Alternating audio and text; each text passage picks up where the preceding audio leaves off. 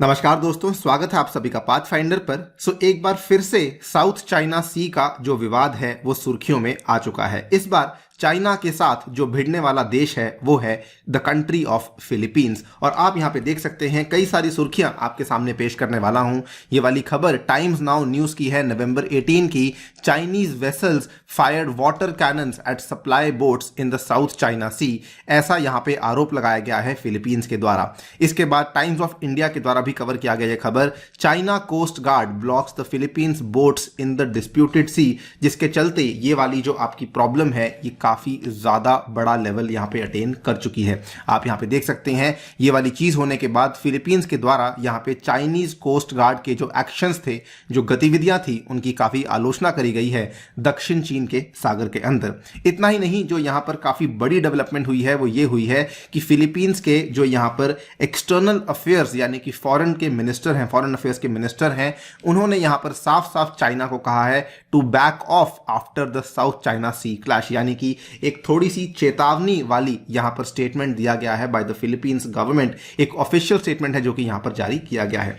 इतना ही नहीं, यहां पर यूएसए ने भी फिलीपींस को अपने स्टेट डिपार्टमेंट के थ्रू एक ऑफिशियल स्टेटमेंट के माध्यम से सपोर्ट किया है कि अगर यहां पर कोई क्लैश होता है या फिर ये बात आगे बढ़ती है तो हम साफ साफ जो है वो फिलीपींस को सपोर्ट करने वाले हैं। आप यहां पे देख सकते हैं ये वाली खबर आज सुबह ही यानी कि नवंबर 19 को ही सामने आई थी। तो इसके बारे में बात करूंगा आपके साथ कि बेसिकली ये क्लैश यहां पर हुआ तो क्यों हुआ और क्लैश किस पर्टिकुलर आइलैंड को लेके हुआ था। ऑल्सो ब्रीफली डिस्कस करेंगे साउथ चाइना सी के बीच में जो चल रहा डिस्प्यूट है वो आखिरकार क्या है। चलिए स्टार्ट करते हैं दोस्तों मेरे साथ। मेरा नाम है अनिरुद्ध। इस लेक्चर की पीडीएफ को डाउनलोड कर सकते हैं यहां पर दिए गए टेलीग्राम चैनल के माध्यम से। मुझसे अनअकैडमी ऐप पे भी जुड़ सकते हैं using this particular handle of Anirudh 15A। All right, सबसे पहले बहुत ही ब्रीफली आपको बताना चाहूंगा कि साउथ चाइना सी के बीच में जो चल रहा विवाद है ये काफी पुराना विवाद है। आप यहाँ पे जो ये लाल रंग की डॉटेड लाइन देख सकते हैं, ये बेसिकली एक ऐसी लाइन है जो कि चाइना दावा करती है कि ये पूरा का पूरा जो एरिया है ये बेसिकली चाइना का ही एरिया माना जाना चाहिए। और इस पर्टिकुलर डॉटेड लाइन को चाइना ने एक नाम भी दिया हुआ है जिसको कि वो लोग कहते हैं 9 डैश लाइन। इस पर्टिकुलर डॉटेड लाइन के अंदर आने वाले कई सारे यहाँ पे द्वीप हैं, जिसमें नंबर 1 पे आता है परासल आइलैंड्स, नंबर 2 पे आता है स्कारबोरो का शोल, नंबर 3 पे आता है आपके स्पार्टली आइलैंड्स। और जैसा आप यहां पे देख सकते होंगे, परासल आइलैंड्स के ऊपर चाइना क्लेम करती है, ताइवान क्लेम करती है, साथ में वियतनाम क्लेम करती है। सिमिलरली स्पार्टली आइलैंड्स के ऊपर भी कई सारी कंट्रीज यहां पर क्लेम करती हैं। Same goes for Scarborough Shoal, जिसके ऊपर अलग अलग कंट्रीज यहां पे क्लेम कर रही हैं। 2016 की बात है कि ये पूरा का पूरा मुद्दा जो है ये जा पहुंचा था यूएन के अंदर, जहां पर यूनाइटेड नेशंस के convention on the law of sea, popularly called as UNCLOS, basically इसके तहत रूलिंग दी गई थी अगेंस्ट चाइनाज मैरिटाइम क्लेम्स। जो भी यहां पे चाइना साउथ चाइना सी के अंदर दावे कर रहा था, चाइना के सारे दावों को यहां पे नकारा गया था और फिलीपींस वर्सेस चाइना के केस के अंदर बेसिकली फिलीपींस को यहां पे सपोर्ट किया गया था। लेकिन ये वाली जो रूलिंग थी, बीजिंग ने इस रूलिंग को बिल्कुल भी मानने से इनकार कर दिया था। Beijing has ignored the ruling, instead it has been building the artificial islands and deploying its navy, coast guard and fleets of fishing vessels to the disputed sea. और इसमें जैसा कि मैंने आपको बताया कि केवल एक ही क्लेमेंट नहीं है बल्कि कई सारे दावेदार हैं, which includes Philippines, Malaysia, Vietnam, Brunei and Taiwan.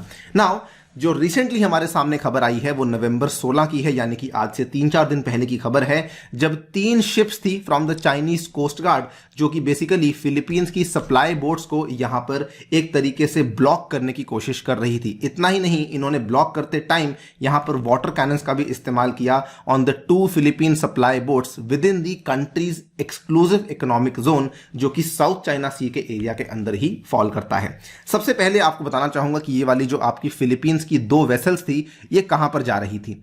आपने यहां पे नाम सुना हुआ है स्पार्टली आइलैंड्स का, मैंने आपको इसके पहले इसकी फोटो भी दिखाई, इसकी लोकेशन भी दिखाई। स्पार्टली आइलैंड्स का एक पार्ट माना जाता है जिसको कहा जाता है आयोंगिन शोल, और ये जो आयोंगिन शोल है बेसिकली फिलीपींस के एक्सक्लूसिव इकोनॉमिक जोन के अंदर फॉल करता है। जो फिलीपींस का ईईजेड है, very similar to any other country, इसका भी ईईजेड 200 नॉटिकल माइल्स तक एक्सटेंड करता है, which basically extends to 370 kilometre from its coast, यानी कि अपने तट से 370 किलोमीटर या फिर 200 नॉटिकल माइल्स तक ये एक्सटेंड करता है।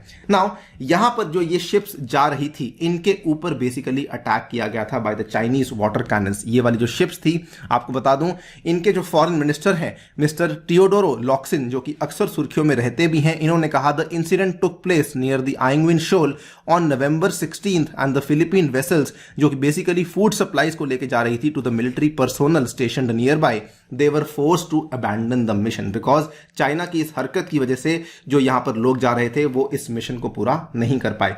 इतना ही नहीं, आपको बताना चाहूंगा कि इस पर्टिकुलर इंसिडेंट से लगभग 5-6 महीने पहले की बात है, 29 मई 2021 की बात है, जब फिलीपींस के द्वारा सिमिलर तरह की कंप्लेन करी गई थी अगेंस्ट चाइना बिकॉज चाइना की यहां पर काफी ज्यादा बड़ी जो मैरिटाइम मिलिशिया है वो इकट्ठा हो चुकी थी at some place called as Whitsun reef, जो कि अगेन फिलीपींस के ही EEZ के एरिया के अंदर फॉल करता है। आप यहां पे देख सकते हैं Philippines protest China's illegal South China Sea presence, उसके बाद Philippines warns China of unwanted hostilities in the sea dispute. ये सिमिलर लेवल का डिस्प्यूट आज से लगभग 6 महीने पहले भी हुआ था और अब फिर से ये कहानी यहां पे दोहराई जा रही है।